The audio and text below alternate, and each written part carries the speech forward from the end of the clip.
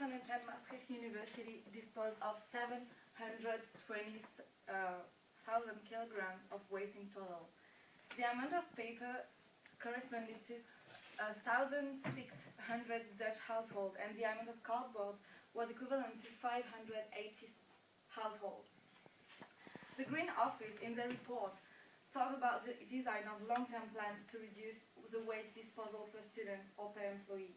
But knowing that 31% of the waste is paper or cardboard, what about recycling paper? Paper is a lot used in Maastricht University, notably to read all the reading assignments, but also to write down ideas. A lot of it is printing down. Still, once all this paper has been used and has become useless, it is thrown away. Therefore, a policy of reusing this paper has to be implemented. As I said, a lot of paper are used by the printers, and as students, you well know how much printers are using here.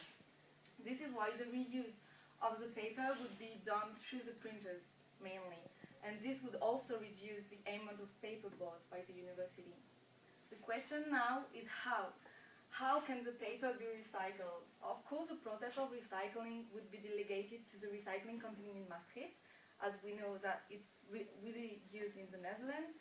The idea being to reuse the same paper as the one thrown away.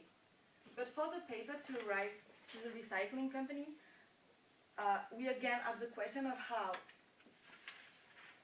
And how can the university separate the paper from the other waste? My answer would be by putting several bins, or a 3-in-1 bin.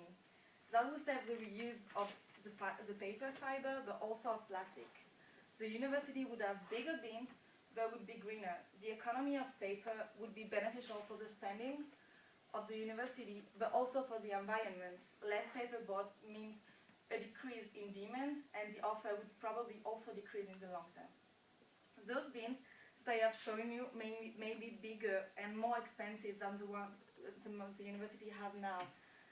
This is for the students to be really sensibilized to this issue and help the university to separate the waste. They are the actors of our green university. Therefore, maybe the Green Office could do a quick speech at the beginning of the lectures, if of course the giver of the lecture agrees.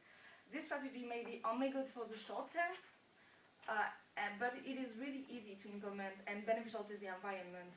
So on the long term, maybe we could think of other solutions, maybe as e-readers or tablets.